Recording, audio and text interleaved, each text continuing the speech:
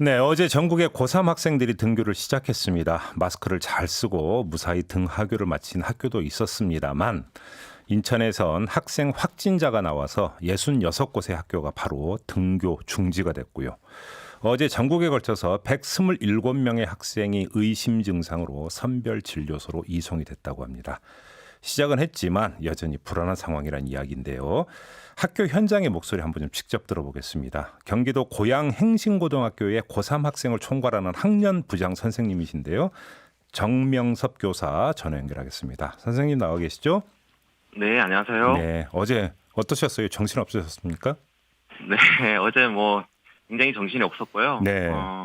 학생들도 그렇고 아마 여기 학교에 계신 선생님들도 음흠. 다들 아마 긴장하고 네. 이제 학생들을 만나는 설렘도 있었을 거고요. 네. 그리고 굉장히 아마 또 긴장도 많이 했었을 것 같아요. 그러니까요. 그러니까 일단 어제 상황이 좀 궁금한데 일단 그 등교하자마자 선생님들이 학생들을 발열 체크부터 하게 되는 거죠?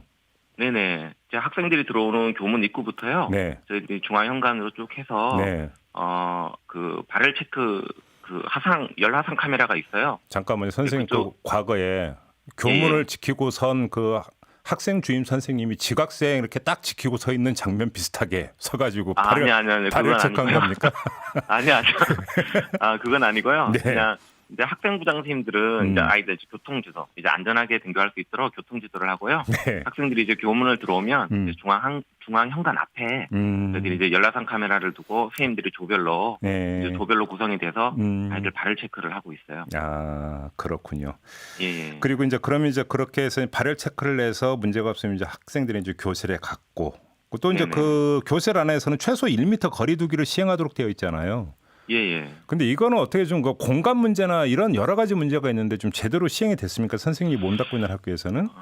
일단 교실 안에서는요, 학생들이 1m 거리 두기를 최대한 이제 하려고 노력은 네. 해요. 네. 아마 모든 학교가 그럴 거예요. 그래서 책상도 벽 쪽으로 최대한 붙이고 네, 간격 네. 앞뒤 옆으로 다 떨어뜨리려고 저희들도 그렇게 했는데요. 음. 실질적으로 이제 공간적인 이제 구조적인 문제가 있어요. 학교 현장은요. 예. 그래서 최대한 떨어뜨리긴 하나 실질적으로 이제 충분한 1m 간격 여유를 두고 예. 이렇게 두 팔을 펼쳤을 때 예. 아이들이 이렇게 과연 부딪히지 않느냐라는 거는 조금 좀 현실적으로 좀 어려움이 있습니다. 아, 그래요? 예. 예. 근데 어제 보도를 보니까 네네. 정작 문제는 쉬는 시간이었다. 뭐 학생들이 뭐 처음 보다 그런지 뭐 밀치고 장난치고 뭐 부대끼고 이런 네네. 장면이 많이 연출이 됐다고 하던데 어땠어요? 교실 안에서는 네. 아무래도 이제 선생님이 계시고 그리고 뭐 쉬는 시간에도 아이들이 교실 안에서는 좀 어느 정도 잘 지켜졌어요. 저희 학교는요. 네. 이제 아무래도 이제 복도에 나가면 다른 반 친구들도 만나고 네. 또 오랜만에 또 얼굴도 보고 그래서 그런지 학생들이 순간적으로 그 방역 수칙을 잠깐 놓쳐요. 그러다 보니까 같이 어깨동무하는 친구도 있고 예. 막 반갑다고 막 서로 이렇게 껴안는 친구도 있고 네, 그러니까요.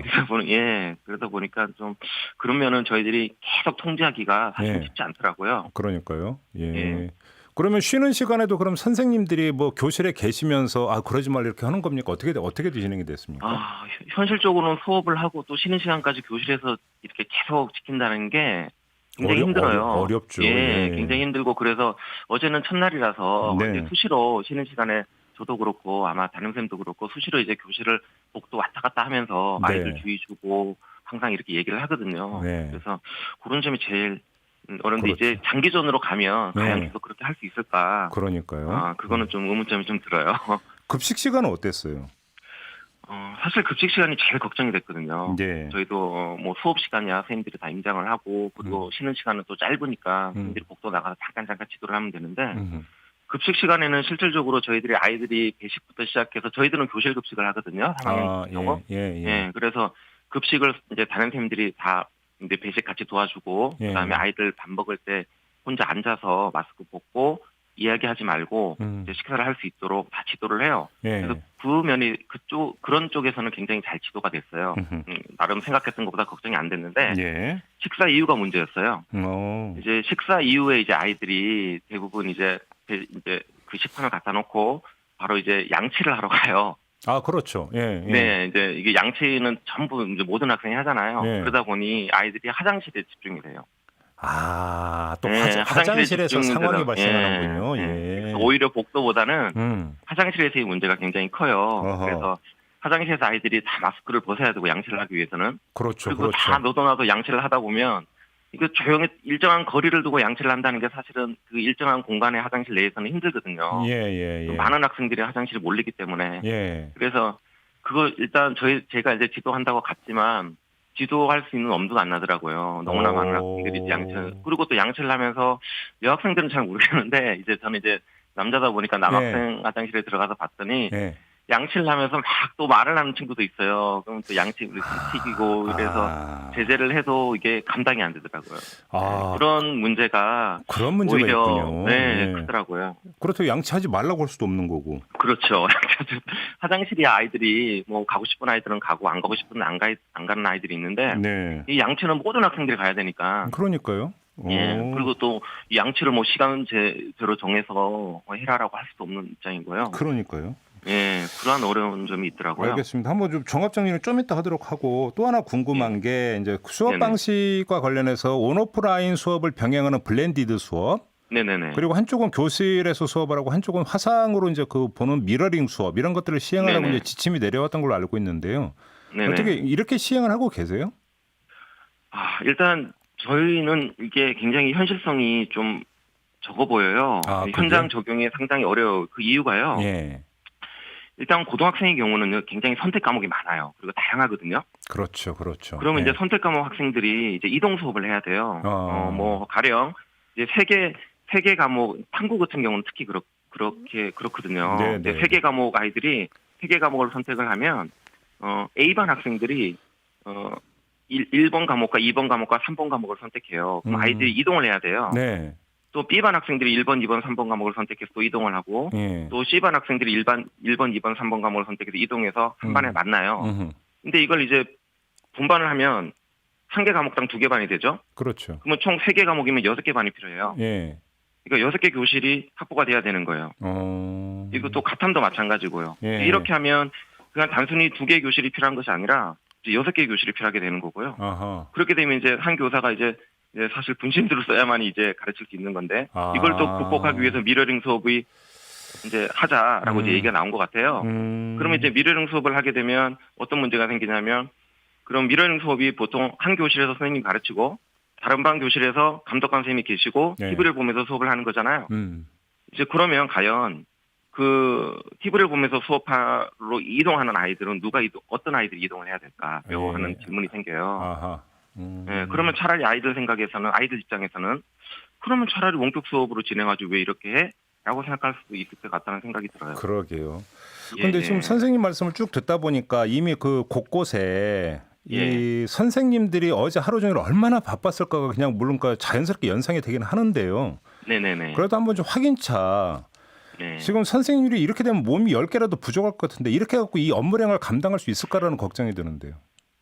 굉장히 많아요. 선생님들이 진짜 뭐 수업과 수업 준비는 일단 기본이고요. 그다음 방과 후에 사실 방역까지 해요. 방역이라는 거는 이제 매일 이제 전체 방역을 하기 힘드니까 담임 선생님들이 교실에 가서 다 아이들 학교 후에 일일이 다 에탄올로 책상 닦고 손잡이 닦고 다 하거든요. 거기다 등교 발열 체크하죠. 또 4교시 점심 식사 전 발열 체크도 해야 되죠. 그리고 복도 화장실 거리두기 감독해야 되죠. 급식 감독해야 되죠. 그래서 의심 학생 전달 및 조사까지 해야 돼요. 거의 뭐 거기다 이제 보건교사 같은 경우는 3학년 300명 정도가 되고 정규한 1000명 되거든요. 모두 다 등교하면은 혼자서 보건 방역 다 하셔야 돼요. 그래서 정말 그 모든 교사들이 이제 슈퍼맨이 되야 되지 않나 하는 생각이 들고요. 그래서 보건이나 이쪽으로는 보건생이 혼자 하기 너무 힘들거든요. 우리가 선생님들이 감당해야 될 일부 감내해야 될 부분이 분명히 있거든요. 근데 좀 임시로라도 어떤 인력 수급을 하거나 이럴 뭐 방안이 없나요?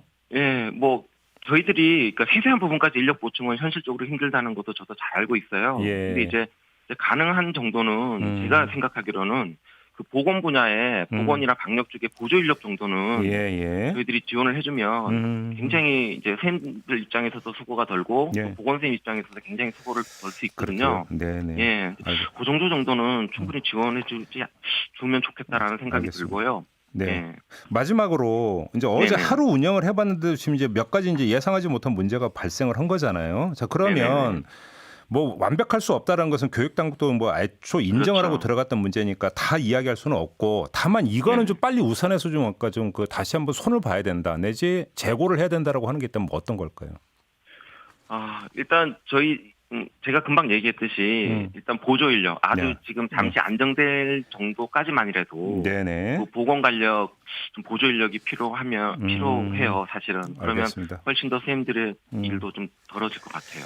알겠습니다. 자, 네. 말씀 여기까지 드려야 될 것 같습니다. 고맙습니다, 네네. 선생님. 네, 감사합니다. 네, 지금까지 경기도 고양 행신고등학교 고3 학년부장 선생님입니다. 정명섭 교수와 함께했습니다. 이슈의 핵심을 꿰뚫는 예리한 시선, 믿고 듣는 진품 시사 김종배 시선 집중.